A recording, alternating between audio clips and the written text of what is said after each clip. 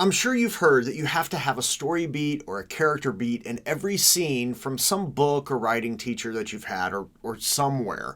And while that should be an aspirational goal, and it should be true for about 90% of your script, it doesn't have to be true all the time. In fact, there are scenes that you may want to include that are solely for the pleasure of and the emotional satisfaction of the audience. And two types of scenes that fall into this category of being solely for the audience's enjoyment are scenes of preparation and of aftermath. And I'm going to tell you what they are, how they work, and why you should use them.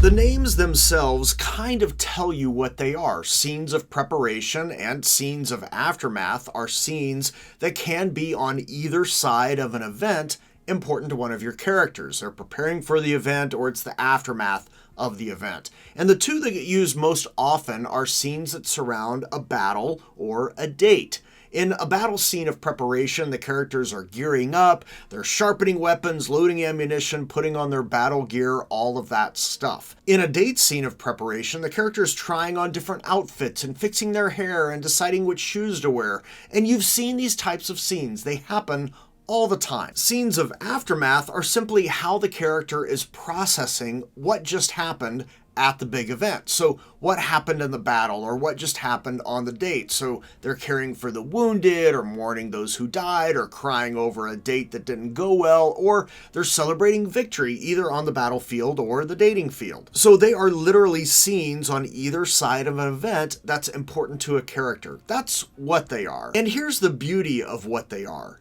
If you've set up the event properly, you can use a combination of them, but you don't have to use all of them. So you may decide to use a scene of preparation and the event, or just the event and the aftermath. Or maybe you just have the scene of preparation and the scene of the aftermath, and you skip the event altogether. So perhaps we see Morris getting ready for a date, and he is clearly excited, and he leaves his apartment ready to go, and then we skip the date itself, and Morris comes back home, his shirt is all torn, looks like he's been in a fight, he leans against the wall, slumps to the floor, and starts crying. Now, we don't know exactly what went down, but we clearly know it wasn't good. And that's one way you can use scenes of preparation and aftermath. So how do these scenes actually work? Why is it that you don't need both of them, or you can just skip the event altogether? And the answer is simple. You only need as much as the audience needs. Once the audience learns of an event, they have an immediate expectation of that event and about what will transpire.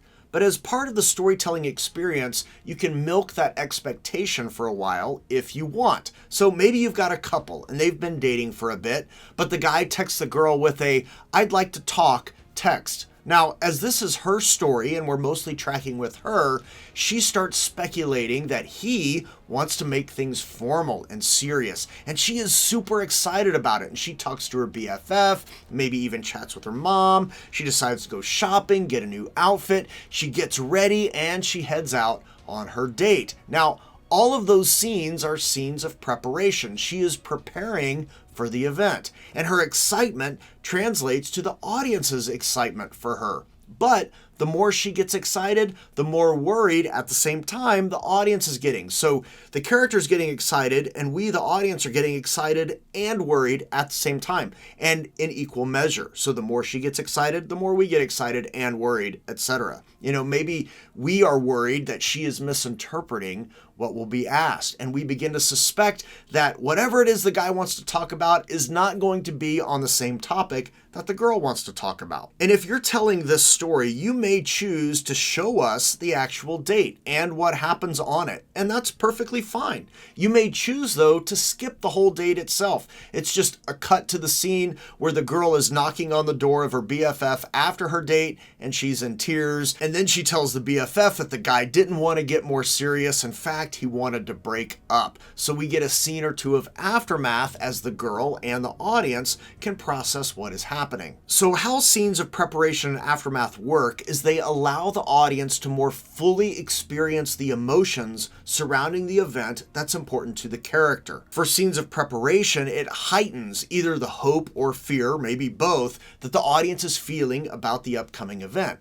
And the more you drag it out, the more hope and fear the audience will experience. There is a line though, so you can't drag it out for too long. You can't milk it for too long. You can have too much preparation and you can have too much aftermath. Again, you only want to give as much as the audience needs. Once you get them where you want them to be, you move on. And scenes of aftermath just allow the audience time to process what is going on. So if you have a story and a key character is killed off, okay, you've just gut punched the audience and you need to give them some time to get their breath back, just like the characters need some time to get their breath back. If you move on too quickly, you're missing a great opportunity as a storyteller to allow the audience to feel the story, to feel the emotion of the story. And this is why you should use scenes of preparation and aftermath. Screenplays are not just about the story, they're also about the storytelling. And you can pretty much take out any scene of preparation or any scene of aftermath, and the story will not be impacted. The story is still going to make perfect sense. You pull out the aftermath of preparation, not a problem. Bob just found out he's got a date with Judy. Cut to Bob knocking on Judy's door for the date. We see them on the date. It seems to go well. Next day, Bob's back at work closing an important account. We don't need the scenes of preparation and aftermath. Those are the story beats and they happen and that's all cool. The story still makes sense, but you need and want the audience to also be going on an emotional ride. Yes, a screenplay has to be a solid story, but more than that, it has to be told well. And that means the audience needs to experience some emotional ups and downs along the way. And a great way to make sure you're including emotion is to utilize scenes of preparation and aftermath. Now, they are not the only place you should be including emotion, of course. Your whole script needs it. But they are great tools to help the audience go on an emotional ride. And you don't need them for every event in your screenplay. In fact, that would be bad. But once or twice in your screenplay, especially for any of the really big moments, like a big event the character is really dreading or really looking forward to, or a gut punch moment, make sure you are allowing time for the audience to get worked up about the event through the preparation, or allowing the time to process the gut punch in the aftermath. If you want more information on both story and storytelling tools, you really should consider joining my Fast Track course. It's a work at your own pace course. I give you feedback at different points along the way, and it is built to load up your story and storytelling toolbox with tools you can use. So be sure to check that out. A link is below. If you just want to know about another storytelling tool, watch this. There are fun buttons and links below. Use them. Be sure to include scenes of preparation and aftermath in your script. And when you tell a story that matters. See you later.